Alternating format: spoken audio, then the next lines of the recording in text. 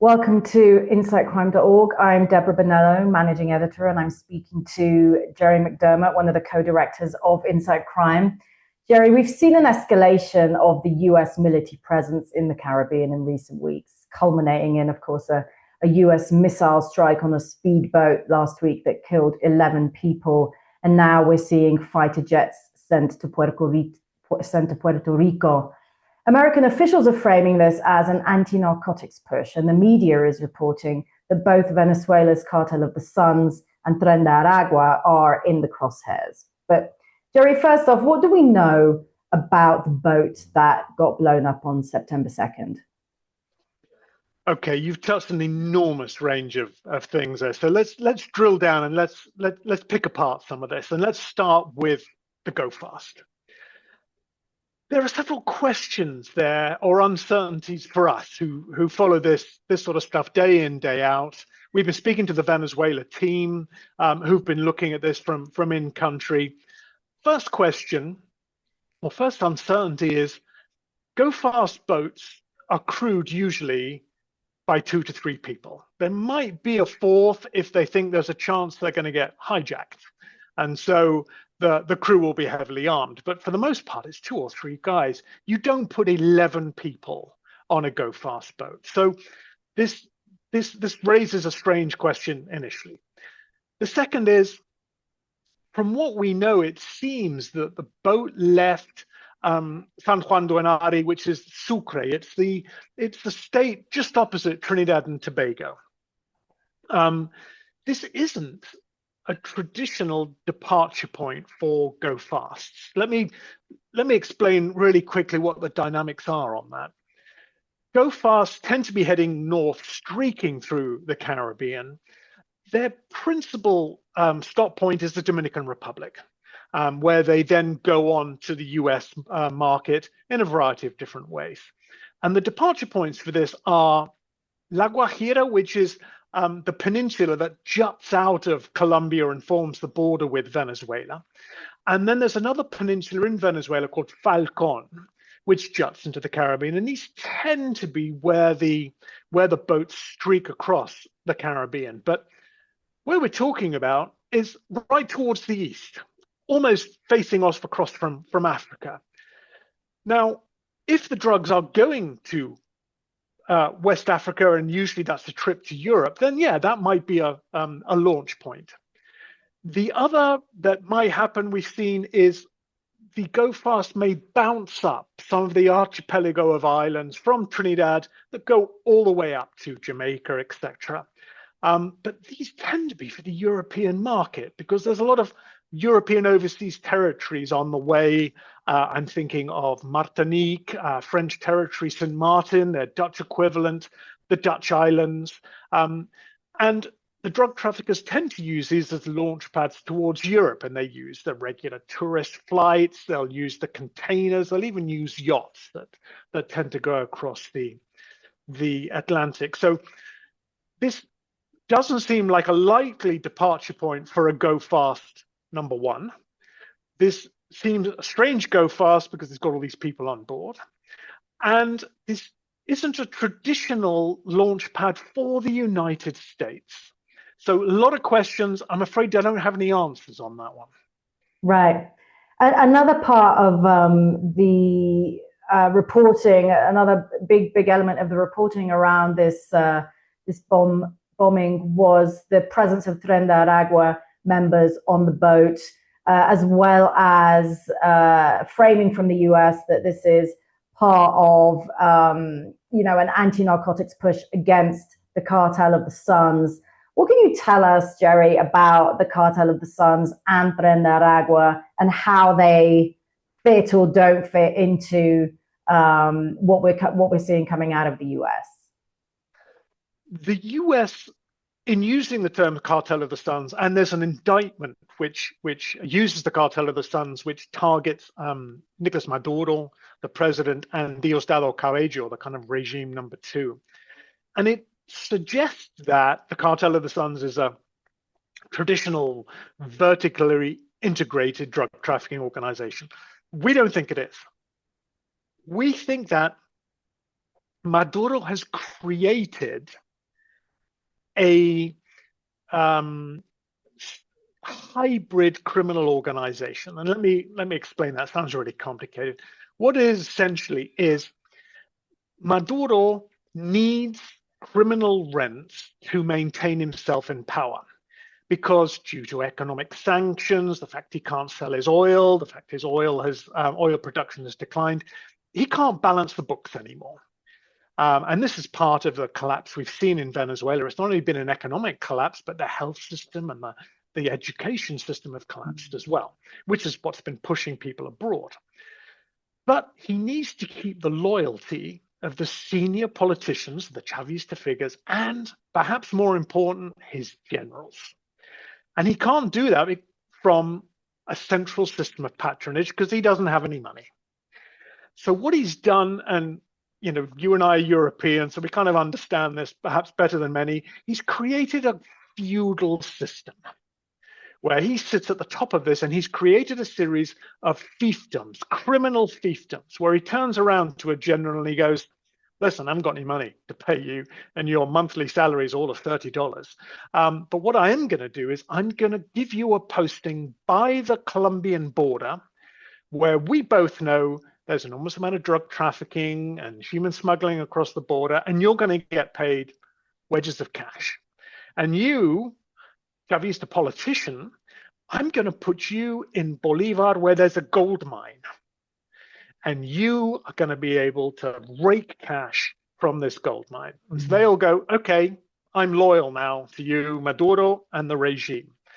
And so this is the system he's created, not a vertically integrated drug trafficking organization, but this criminal hybrid governance. Now, yes, Venezuela is playing an increasingly active and important role in the drug trade. And I do believe that Maduro, in a way, is regulating all of this because he wants to get as much money from the criminal rents as he possibly can. Let's flip to your second question, Tren de Aragua. And according to the US statement, the 11 on the boat were Tren de Aragua. This is extremely unlikely. And the reason for that is that we've been following Tren de Aragua for 15 years, since its formation, even kind of before its official launch. But we've been tracking the Venezuelan prisons, which is from when Tren de Aragua was born. They have, up till now, not been linked with a single multi-ton shipment going across borders. They make their money from human smuggling and human trafficking.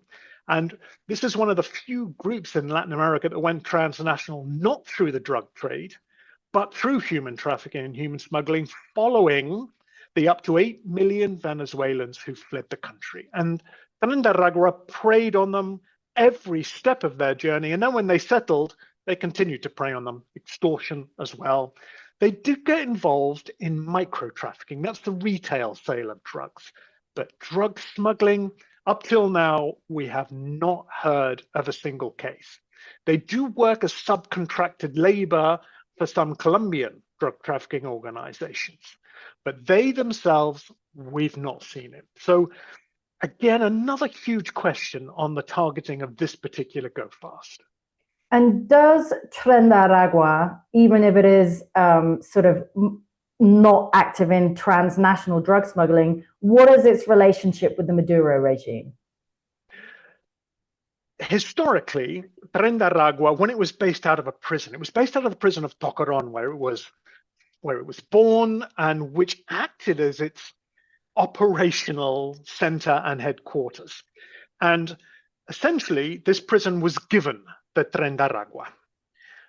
And this became a criminal fiefdom in itself. No one messed with Niño Guerrero, alias Niño Guerrero, who's the head of Tren de Aragua and who was the pran or leader of this prison.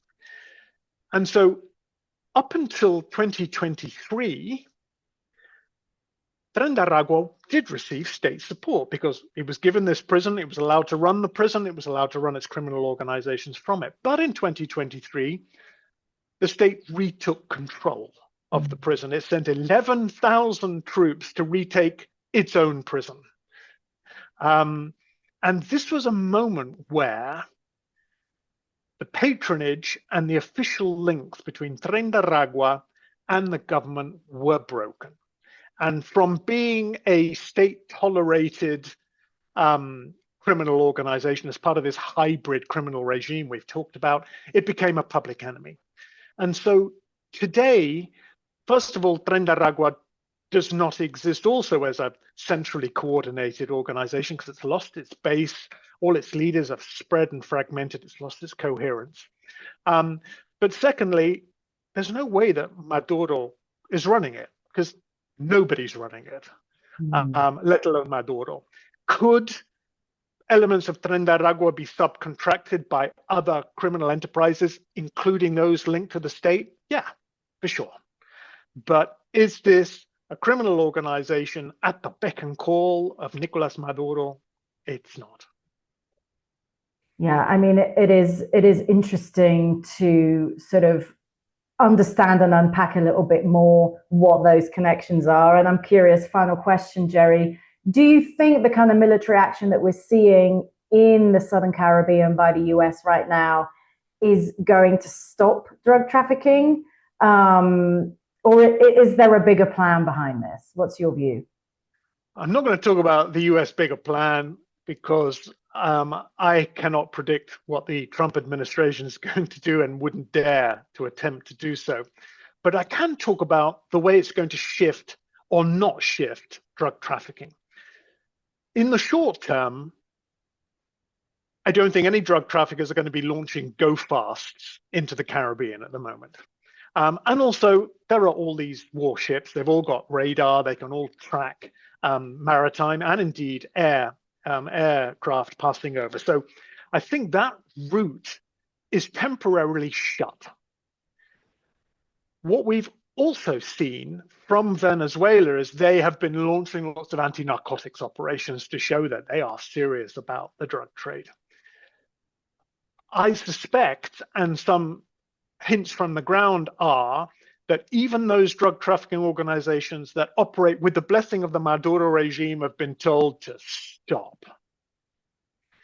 And so I think that the movement of drugs through Venezuela is in a freeze at the moment. Everything will be stashed. I don't think there'll be any new orders from Colombia, or if there are new orders, they will be passing through the south of Venezuela along the Orinoco River, and they'll be going into Guyana, Suriname, and Brazil, where I do suspect there's going to be a significant increase now in drug trafficking.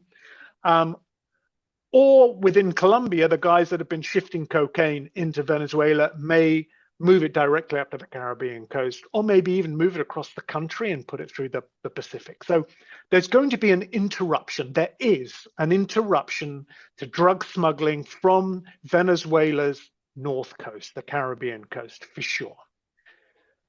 However, the US can't afford to keep this task force in place indefinitely.